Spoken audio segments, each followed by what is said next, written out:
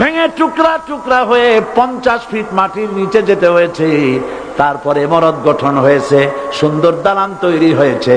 যারা ইসলামী শাসন চান, আল্লাহর দ্বীনকে বিজয়ী দেখতে চান, তাদেরকে অসংখ্য মানুষকে পোড়াইটের মতো জেলখানায় পুড়ে পুড়ে মরতে হবে, অসংখ্য মানুষকে ফাঁসির কাস্তে ঝুলতে হবে, গায়ের রক্ত দিতে হবে, শহীদ হতে হবে। তারপরে ইসলামের ইমারতটা কায়েম হয়ে যাবে।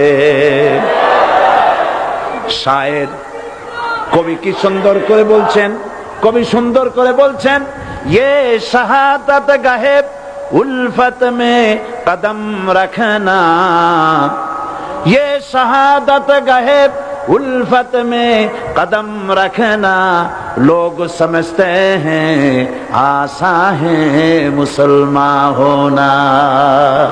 মানুষেরা মনে করে